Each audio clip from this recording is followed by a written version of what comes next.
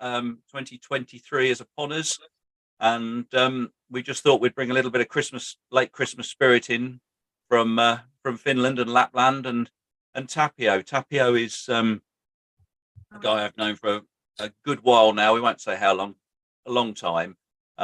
He flies very, very similar classes to what I fly. So we do have a number of conversations, and we fly in different countries together, which is rather wonderful.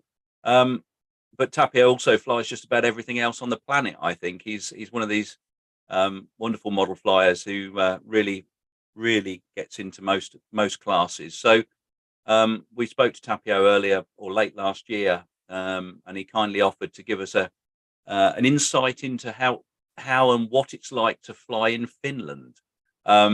We all have our thoughts on Finland in terms of, we understand sometimes it's rather dark there and it's very cold at times and icy and Santa Claus turns up. So Tapio, I think without further ado, if we pass over to you, I'd like to hear a bit more. Okay, thanks, Mark. So, good evening from the snowy Helsinki. I'm going to tell you about how is it to fly on the ice, as we do here in Finland. Just find where to proceed. Oh. Like that. Good. Okay, so the first question, why do we fly on the ice? You probably have heard that Finland is the land of forests and also land of lakes.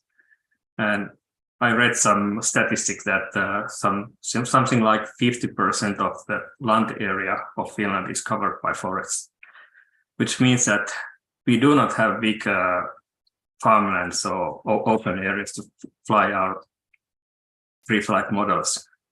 Instead, we have those lakes, lots of them, and for 3 months in the winter, they turn into nice, open, solid areas to fly the models.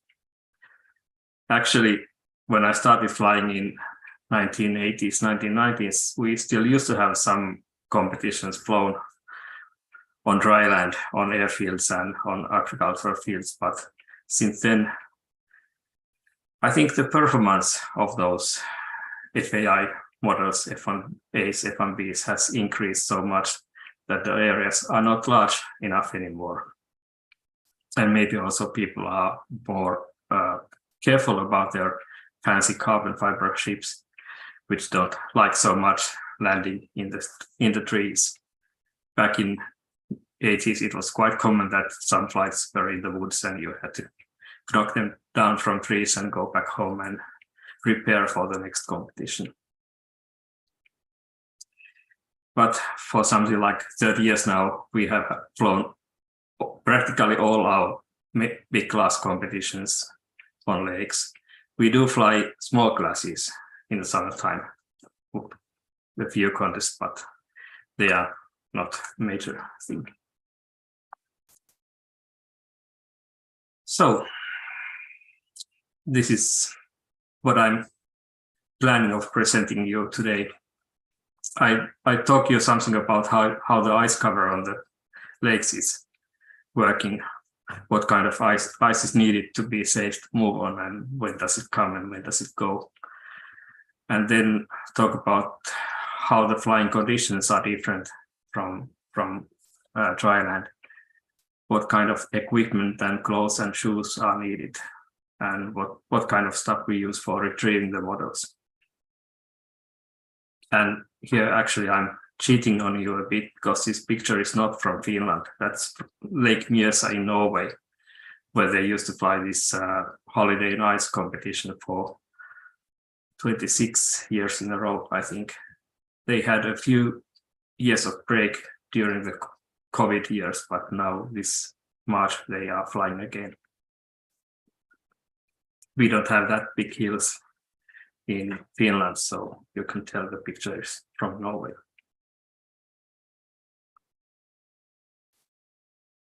But like everybody other giving presentations, they have started with their short biography, so I will do the same.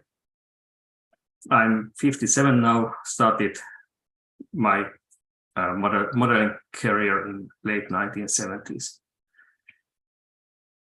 I can't remember exactly what year and what models I did. Something stick and tissue, simple stuff first, but my first competition was in 1980 in P30 class.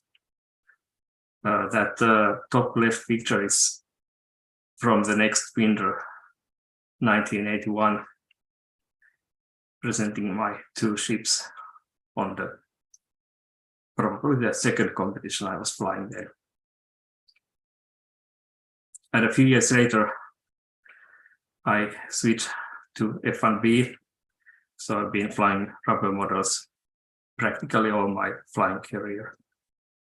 The bottom right picture is from Bulgaria European Championships 2008. Somewhere in this century, I kind of felt bored flying F1Bs after 25 years. So I tried F1A gliders for a few years. I've been flying some F1Q in recent years also, not very competitive, but anyway. And all this time I have been flying this P30, which I started with together with some other small classes, F1H gliders, and more recently electric models E20 and E36. And also I've been flying indoor from 1980s, 1990s, and eventually switch over to F1D in 2005. While I was collecting these pictures of different models, those P30s are on the top left, but also on top right, I have one E36 and the more recent P30 model, then F1D and F1B. I actually realized that all these models I have designed myself, and except for the F1B wing, I have also built them myself.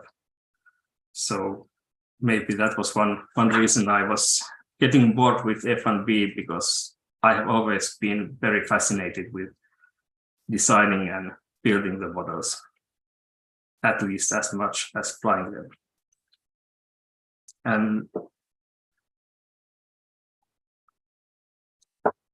And maybe for that reason, I've been quite interested in E36 class in the recent years, because it's been like very fascinating development of new ideas when the model concept is not as established as many other classes are. But that about that.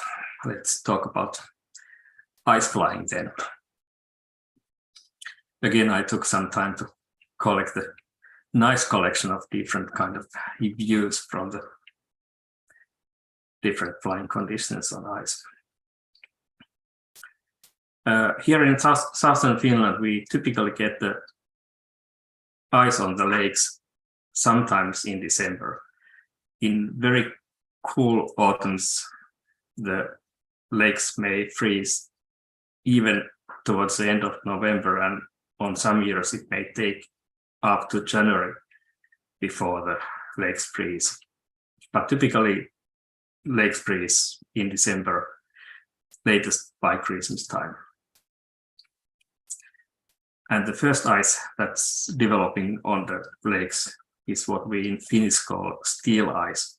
It's this clear, non-porous, solid, transparent ice, which you get if you put some water in the freezer and let it freeze in peace. That's the ice that develops when the lakes are calm and the nights are very cold and probably clear skies, when the ice is developing on resting water bodies. It's strong, it's surprisingly strong and also quite flexible, so you don't need much ice to be able to walk On the top right picture, I'm skating on the Christmas Day last year on one of the lakes nearby. That's unusually thick ice. It's something like 15 centimeters or 6 inches, but much less would be enough to carry a person walking or skating on it. So that's how it starts. You get nice, smooth, thin ice, excellent for walking on or on skating on or something like that. The next phase is then very, very variable. You may get weeks of cold conditions when the ice is growing and becoming quite thick quite rapidly. Or you may get your first flood of snow soon after the ice is just centimeters thick. And in January, you may get like 30 centimeters or 1 inch of snow, 1 foot of snow in just a few days. It makes a big difference on the ice dynamics because the snow is acting in 2 ways. First of all, it's isolating very well. So when you get a snowpack on the ice is not getting thicker anymore, or at least much slower pace. And the other thing is that the snow is quite heavy after all, so it's pushing the ice layer down. And even though the ice looks like it's solid underneath, it always has some small cracks. And when the snow is pushing the ice down, it gets water through it, and you end up with some wet slush under the snow cover between the ice and the top snow, which makes quite heavy and unpleasant conditions to walk on. You may get rain, and that makes even more slush on the ice. But the other side of the coin is that the slush is not isolating so well. So if it gets freezing again, then the slush is frozen and eventually you get some more ice. Not such strong steel ice as before, but slush ice, which is weaker, but anyway, it's still adding to the overall ice thickness. That's something like what happens during January. And then the interesting thing when I was putting together these slides was that I realized that back in 1980s, 1990s, when I was flying my first competitions, it was typical that you always had the snow on the ice. But when I was trying to find some pictures, some recent pictures about snow, there were quite few. And I came to realize that actually the ice dynamics have changed in recent years. And now we most often have very, very thin snow, if any snow at all, on top of the ice when coming to February and March, which is the time when we anyway have our competitions, because January is cold and days are short and it's dark, so it's like preparing time for the season. Our flying season starts in mid-February and lasts until end of March. And during that time, indeed, the snow cover on the ice is typically very thin or non-existent at all. And then comes spring and April, and sun starts shining and starts melting the ice, which is another interesting process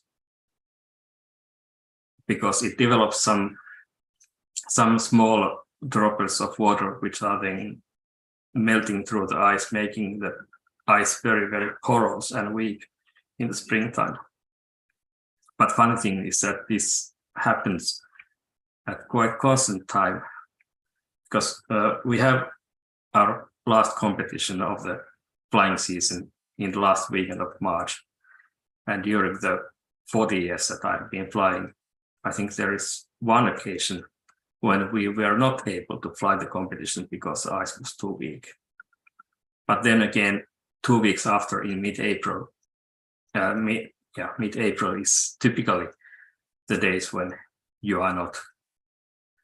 dare not go to the ice anymore because it's melting very fast. So even though the start of the season is quite variable, the end of the season is much more consistent.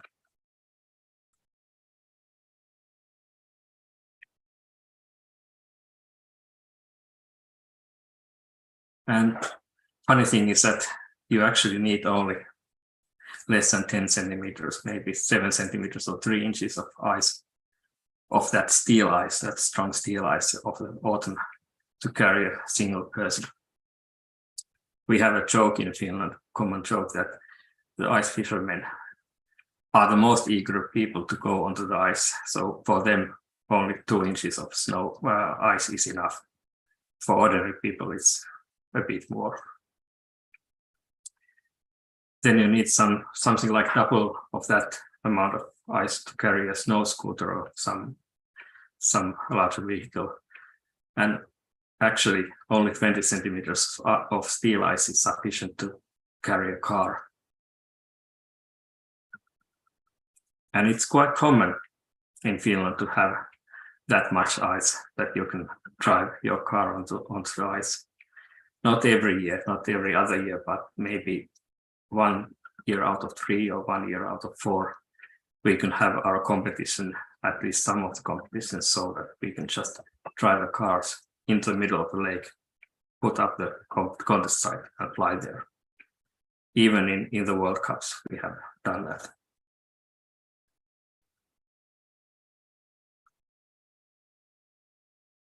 And the picture is from some magazine showing that it's also common in Finland to have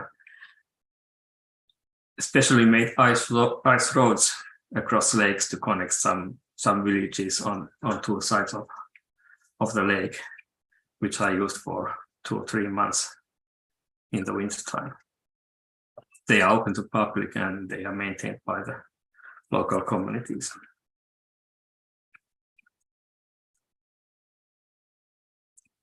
But all the time that we are talking about ice, we must remember that it's quite dynamic and variable matter.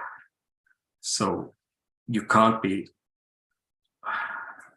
how to say, if you know that the ice on this place is safe, you can't assume that it's always safe on the next place. Especially if water is flowing, like around some caves or some straits, those places may have much thinner ice than the average. So you better be aware of the ice conditions and the lake topography before moving there. On the other hand, when we do the contest, we always go to the center of a consistent, stable lake, so they are much safer and much more predictable sites. One useful and important safety feature is those ice bikes, which you see in the pictures, which are much recommended to wear if you go flying or go moving on the ice. You just put them around your neck, next to quite close to the neck, and so that you can trace and find them right away if you need them. They are used to pull yourself out of the hole in the ice if you happen to fall in. Having said that, I have been flying for 40 years. Most of the time I have been wearing those spikes, and not once I have needed them. But anyway, they cost like 10 or 15 euros. So I think I have paid for that investment well enough already. And if I ever need them, I will be wearing them.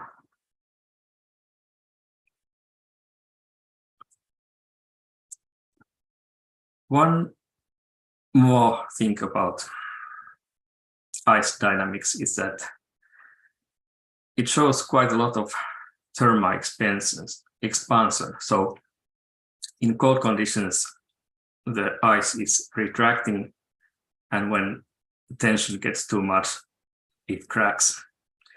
And those cracks are then filled with water and frozen together. So it's like in the cold conditions, you have a larger plate of ice covering the lake. And then when the air is getting warmer again, it starts to expand, and now it doesn't have the room it takes anymore. So in quite similar fashion as geographical plate tectonics, the ice is then cracking and pushing into layers and making quite fascinating formations, like this one, which was taken in our Finnish lake Pyhäjärvi last winter. So you can see that the ice itself is like 20 or 30 centimeters thick, and it's making those huge piles when it's pushing onto itself. The areas are not dangerous as themselves, because it's like 2 layers of ice on top of each other, but there might be some knee-deep puddles in between. So even though you can't get drowned in those, you can still get your feet quite wet. And this is the reason why we avoid these areas when we pick our competition sites, so that you don't need to go across those. But they make nice place to go sightseeing if you have spare time. The interesting thing is that they always develop at the same places on the lakes, starting from some cape tips, and like this one in the Lake Pyhäjärvi in Säkylä, it's more or less in the same place every year. Some years it's larger and some years it's smaller, but the place is the same.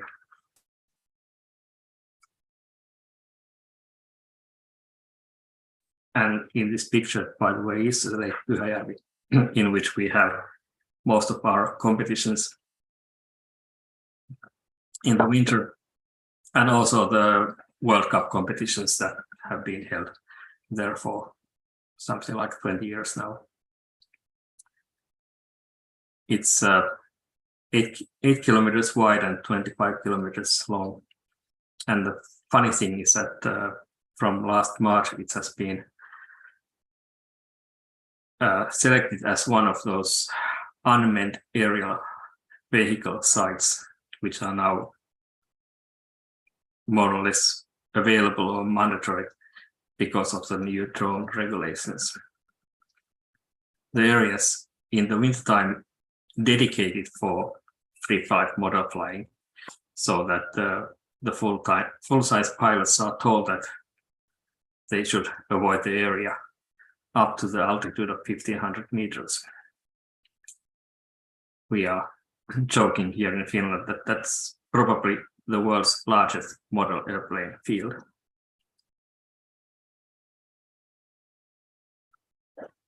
But anyway, the flying conditions in the wintertime, they are actually not that different from summertime flying, except that they are milder. The lift is gentle and large. The sink is gentle and large. So my glider flyer friends comment that when they stop the wintertime season and go to flying on dry land, and especially when they go to fly in Central Europe, it's a totally different ball game. If you fly in Central Europe the way you fly in Finland, you are always late for the lift, because things are happening so much faster in the warm climates. So the winter flying it's not totally laboratory conditions. You still have lift and you still have sink in various degrees, but it's smoother. Things are not happening so fast. And also when you are flying on very large lakes, the tree line and all the disturbances are so far away that the winds are typically quite laminar. We have sometimes flown some fly-offs in 8-meter-seconds wind and in totally laminar conditions, so that there is no turbulence. The models are going far, but they are still flying as if they were flying in quite cold conditions. And I think that's the major difference in conditions. Sometimes when you have snow, it's more restricting for visibility than rain would be. But I don't know if that's a major difference in conditions.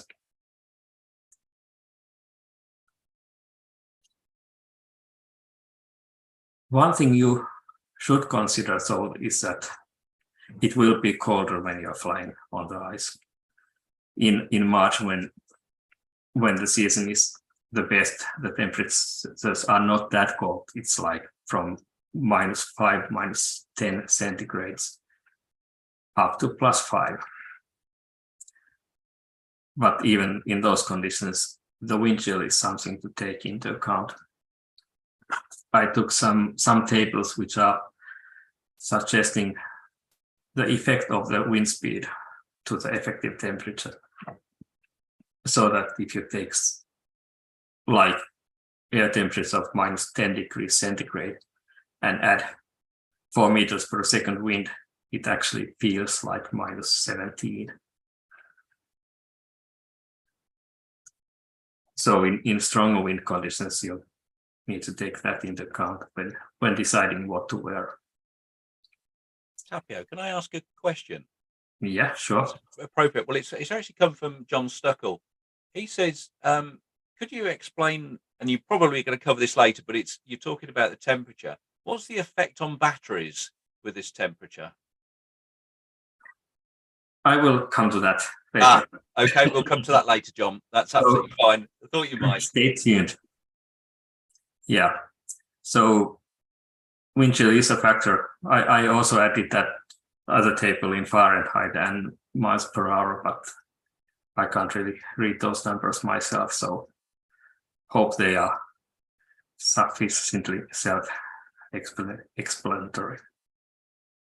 We do have temperature limit of -20 degrees in Finland for the competitions, but actually in March, that's very seldom met.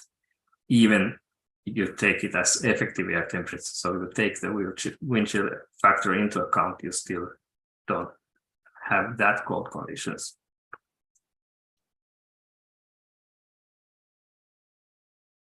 So a few words about what clothes to wear then.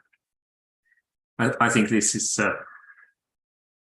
basic knowledge for everybody doing any kind of sports in cooler conditions, that you should have layers in your clothing, something that's transferring sweat from your skin, and then some isolating layers in between, and windproof top layers. So maybe not going into that any further, except pointing out that I have personally found out the hard way that cotton is bad material for your clothing, because if it gets wet, it stays wet and it gets cold. So wool or technical materials are better.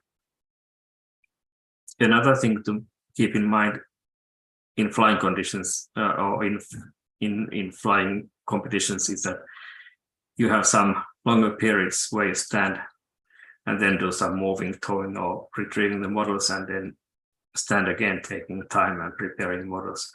So it's good idea to have adjustable clothes so that you can put on and take off easily. Like in this picture, Linkosalo is preparing his models wearing quite a heavy parka. And always when he starts flying his models and retrieving, he takes that heavy overcoat away and then puts it on again when he settles back doing some more steady work. Another important feature in cold conditions is to have a proper hat because your head is losing quite a lot of temperature. And also, I like to wear some clothes or have different sets of clothes so that I have ones that are warm and heavy and where my fingers are together for retrieving to make my fingers warm, and then thinner clothes for working. Or quite a lot of time I actually do the preparation and launching of the models barehanded. When you have those thicker clothes, you can get your fingers warm again, then you can easily work for 5 minutes barehanded in between.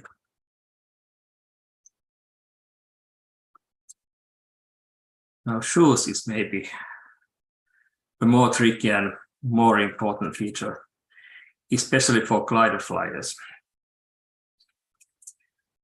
We used to use those clamp-ons like in the bottom picture before, but they are actually not too good because if you move around, especially if you are flying a glider and running around, they don't keep on, but they strip off, and typically that happens at the worst possible moment. So it's much better to have good shoes that give you good grip even on the clear ice conditions.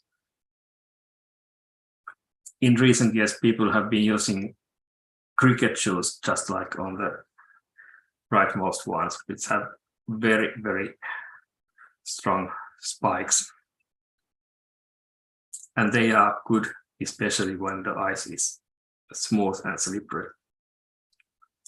Actually, quite often there is some snow on the ice, and you may get away even with shoes without any spikes at all.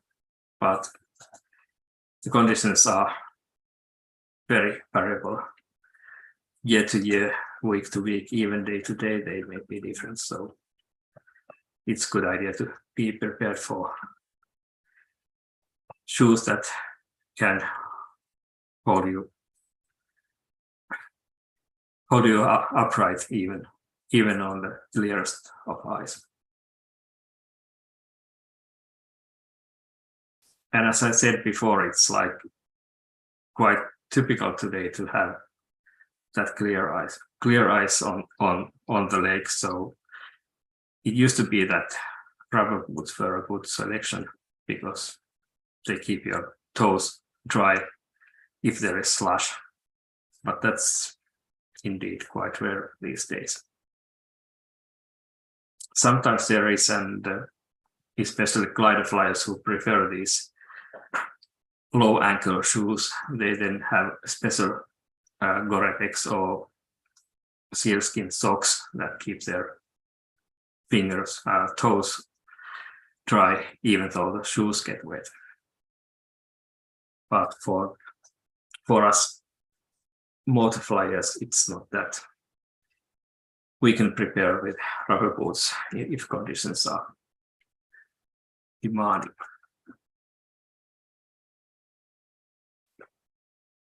And then of some other special equipment that you need. For glider flyers, indeed, the shoes is one special equipment that you need. Short of that, the flying is pretty standard, similar to dry land conditions. And then I make a bold statement claiming that power flyers do not need any special equipment.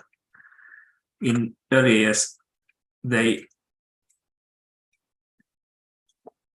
used to have some extra insulation around the motor cooling fins because it seemed like that the prop wash is cooling the motor too fast or too efficiently in cold conditions. But I have not seen people using any special stuff more recently. So I assume that power flyers don't need any special stuff. But rubber flyers do, like you see in this picture.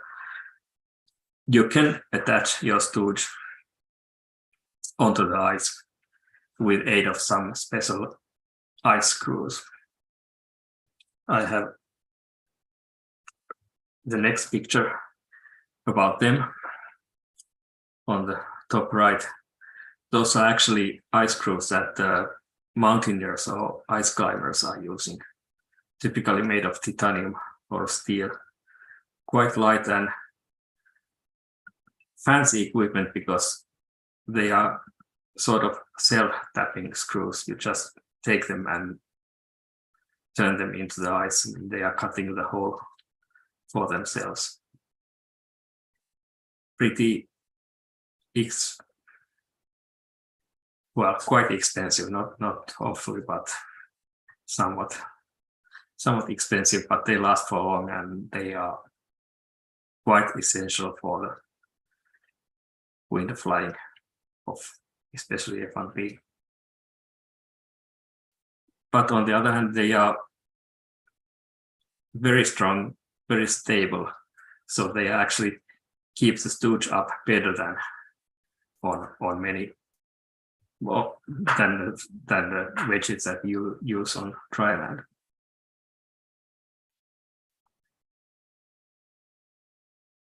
Then not an equipment, but another feature that you need to take into account when flying rubber is that you want to have your motors warm.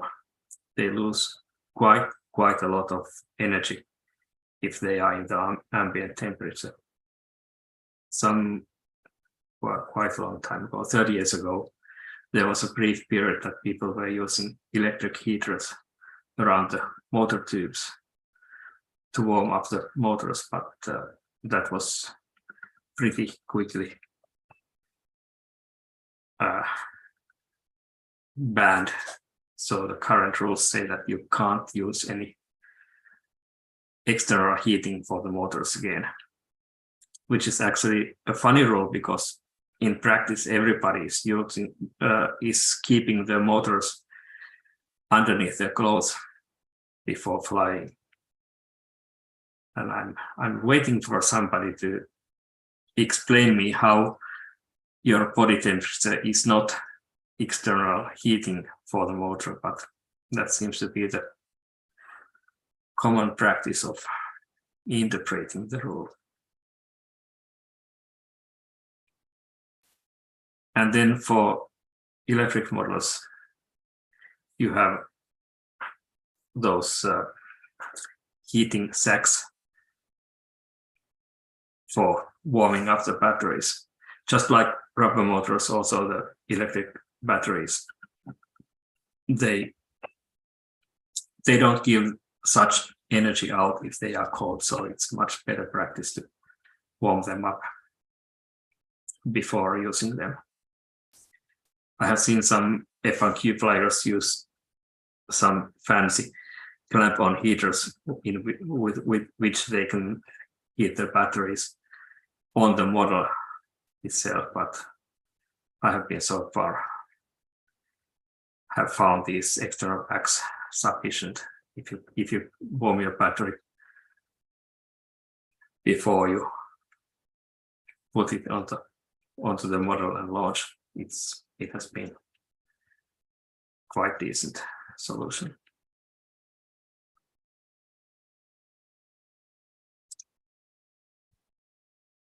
So retrieving.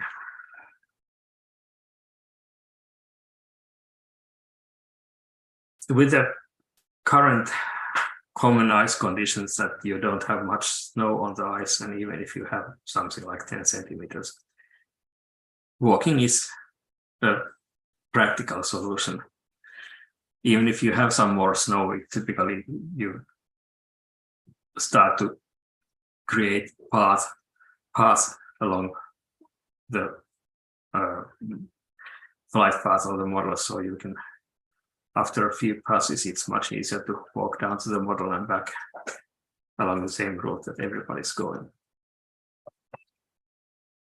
And again, as said a few times, when I started flying many decades ago, there used to be much more snow on the ice, so skiing was a practical way to go and pick your models. It's not that much used anymore. That top left picture is one picture quite a few decades ago, showing me after a nice trip of collecting my model and a couple others from downwind. With the clear ice, it's actually quite practical to use those kick sleds or sparks, as they call them, like in the bottom right picture. It's an easy way to move on the ice at quite good pace, and it also can handle quite rough ice, so you don't have to have any perfect, nice and smooth ice conditions, but you can also move along fast on those typical rough marsh ice. And then, of course, the obvious solution for retrieving is the use of snow scooters, motorized vehicles, which should have been much higher on my list, because that's what we are in practice using quite a lot these days. Not everybody has them, but quite a few people do, and then they are helping others. When you have two guys sitting on the scooter, you can easily bring something like 3 to 5 models at the same time. So in practice, people make groups of using the scooters, and every scooter makes 2 or 3 trips downwind after each round, and with that, most of the models in the competition are brought back.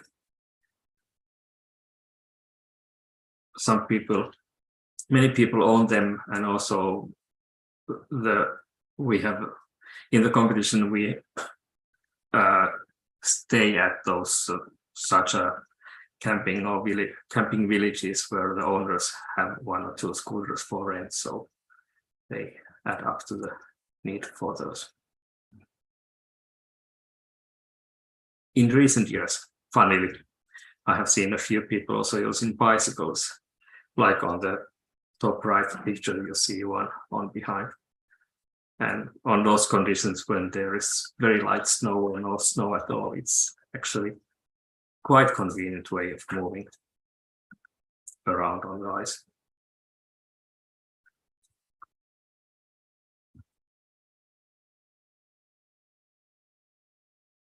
And then finally, would you like to know more? So this is your chance. Again, this spring, in just a few months, there will be a couple of competitions flown. In first weekend of March in Gjøvik, Norway, on Lake Mjøsa, the same site that the popular and long-living holiday on ice competition has been, and from which this picture is.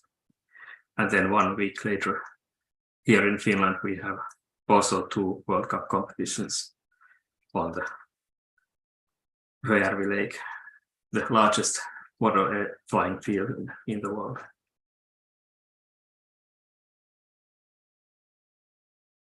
And that's it. Tapio, Questions? and that's well enlightening to me. I've only ever seen it in the Aero Modeler, and heard it from some of the guys who from Britain have come over and flown, certainly in Norway and Finland, and yeah, quite amazing. A couple of questions for you. Bob Davies, sorry. How is the ice thickness measured? We make a hole, and then we use a stick or stick our hand into it and just measure it. Perfect. Same drill as those fishermen are using. And for the competition, we typically make several holes around the competition area, so we know for sure that all the area is safe. And a question from a good friend of ours, Jim Wright. He said, when I see the pictures of the contest, it always looks calm, low wind speed. Is that typical for lake flying sites?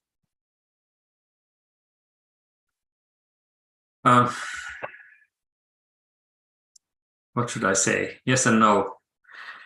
Maybe I have been somewhat selective with my pictures, but we have it all. The cold days are not that uncommon, but sometimes we have bad luck and we have quite strong winds also. The good thing is that even if the wind is strong, you have 2 or 3 kilometers of space to fly in. So you're certainly blessed with large flying sites. I mean, when you were saying the size of them, that's pretty impressive. Really impressive. And so I guess the point is for those who fly on larger land masses with the laminar flow or the laminar air, it's a lot more, a lot less turbulent. So you do get rather good flying conditions even in the wind, which is stated. So yeah, that's really good. Robert Harris, is there much thermal activity in the winter? You partially covered this, but I think he's digging a bit deeper for you. There is less than there is in summertime. So typically the thermals are weaker and they are larger and milder. But I have seen occasions when I tow my model glider to 50 meters and DT it 2.5 minutes at 180 meters high. So sometimes you get huge thermals and amazingly huge thermals, but they are quite rare. It also depends on the conditions. In late March, when it's sunny, it may be much stronger thermal activity, and then if it's overcast and calm, then it's quite stable and steady. Thank you.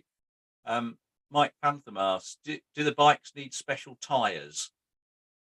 The retrieval bikes, this is, I guess.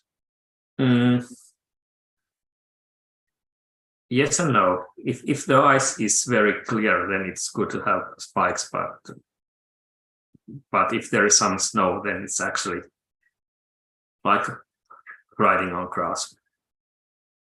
Brilliant.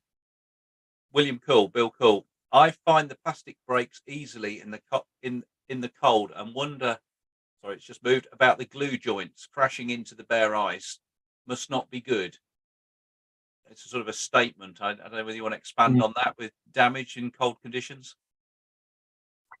I think composites and balsa stand quite well. Probably some other plastic types might be more brittle, but I haven't really seen much difference in the durability of the models.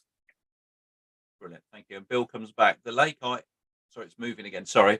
The lake I fly from there at times much on the ice is taken up by fishermen. Is that an issue in Finland? Not an issue. We see them every now and then, but it's not a problem.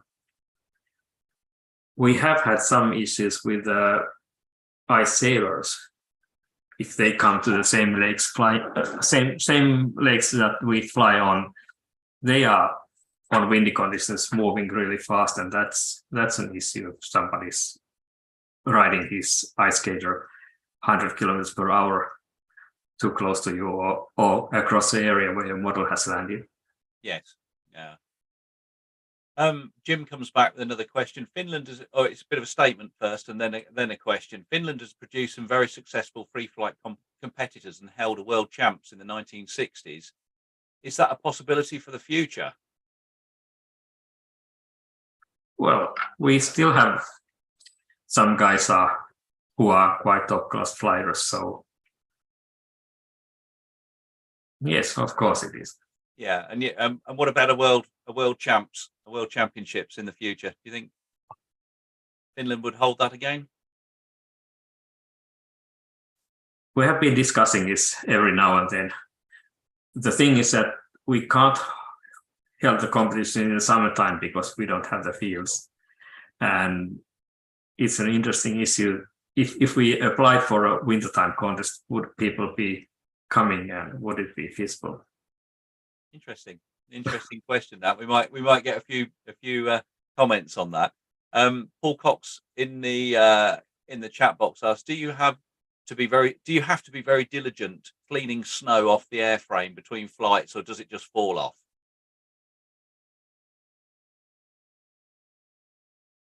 In most conditions, it falls off. If it's very like above freezing and the snow is wet, it may stick some, but typically not. One thing I noticed on many years of traveling to Norway is that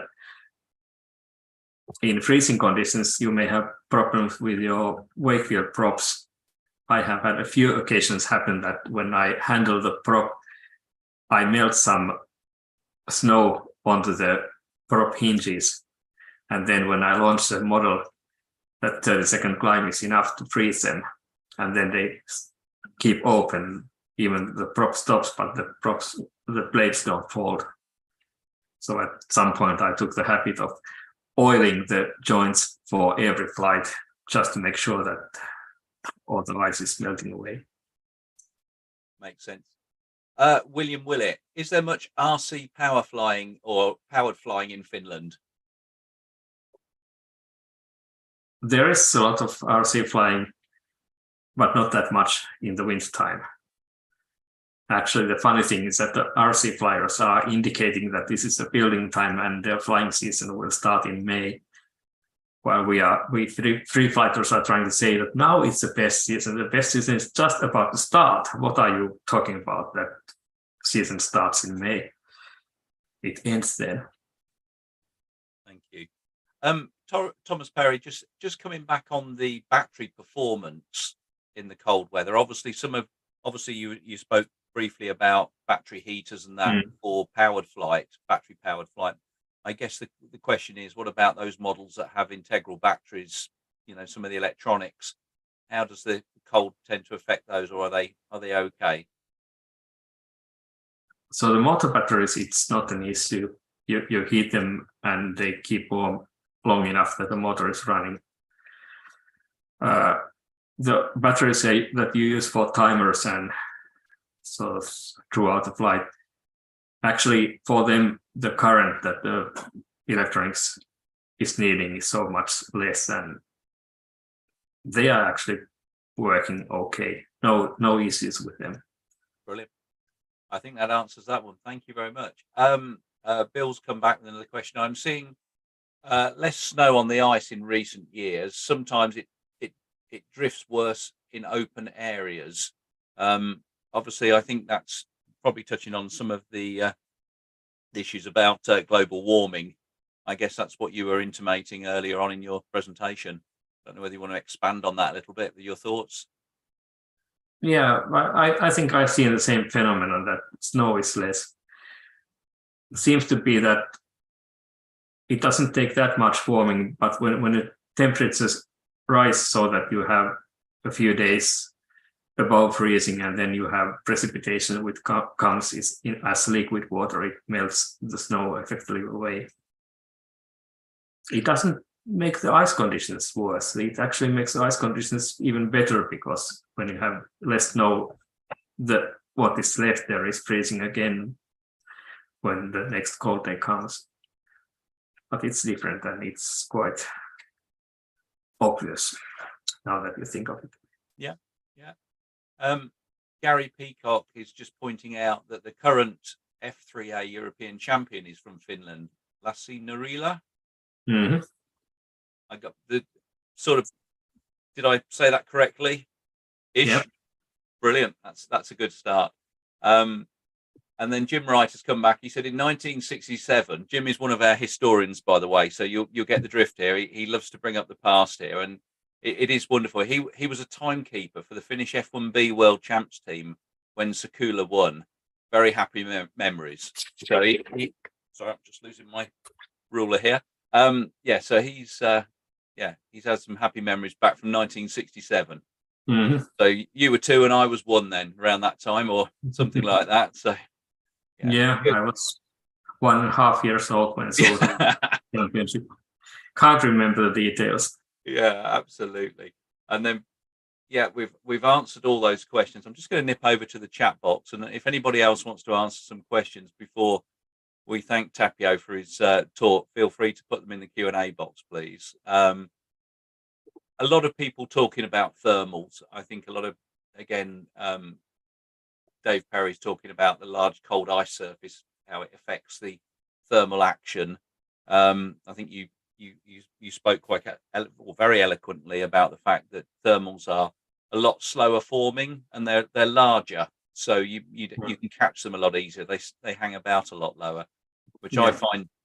I mean, that to me that's fascinating. Hunting thermals all my flying career, all my flying life. That's quite fascinating. So the science is obviously there somewhere. It's obviously the lower temperature. I imagine it must be the lower temperature, but again, not sure about that one. Colin Arnold has just asked, footwear appears to be somewhat like training shoes. How do you keep your feet warm on the ice? Just pick shoes that are one size larger than your normal shoes and then put on thicker socks. As simple as that. Yeah, makes total sense. Yeah, when you move around, then your blood moves around, so it's not as it's not like you would be sitting on an ice bucket all the day, but when you're moving around, then it's much less easier than you would thought it would be. Brilliant. PJ Carter, I found in the recent cold spell in the UK that my motor glide has suffered with the batteries cooling in the glide phase of the flight. When starting the motor again, the power was seriously down. Does anyone fly this type of aircraft in Finland, or is this the May Brigade? Yeah, the RC guys, indeed, they like to start their flying season in May. Yeah. But I can imagine that this happens because when you are flying for extended periods and your batteries get cold, but that's not the way free flyers do, because we have just one motor run at start of the flight, so you use that warm battery for that, and that's it. Brilliant, makes total sense. Tapio, look, I was absolutely thrilled by that. We're getting to the end of our. I'm just looking at the time here. Yeah, we're bang on the hour.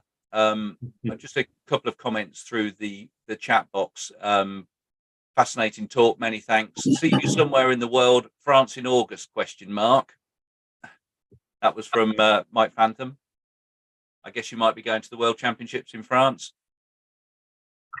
Unfortunately, I'm not in the team this year, so I won't be. Another question here. I may have missed this, but are the temperatures? What are the temperatures you face? Sorry, you did miss it, but that's fine, David. I'm sure Tapio will remind us what the temperatures he sort of commonly flies in. Yeah, in March the temperatures are typically, they may be down to -5 or -10 degrees centigrade, but typically they are just slightly below zero, and they may be even +2, +3, +5. So yeah, from my perspective, very pleasant. Yeah, we're a bit soft here. We're a bit softer here. Those up in Scotland, they get used to it a little bit more, but we're a bit softer down in the south a little bit. But Bill Call has just said thank you. Any YouTube videos to see you flying or see the flying on ice? I don't know whether there are any, but I may have some, but free flying is quite difficult to film on, because the models just fade away right away. Yeah. Paul Cox, I'm sure quite correctly points out the air density is greater in the cold conditions, and if so, does this alter the aircraft design or the model design? No, people are using the same models that they are using otherwise, also in the summertime. Brilliant. Thank you. no videos, but if you want to see some more pictures, the Bear Cup competition has on their website quite large collection from several years. So that's a good place to see some more eye candy.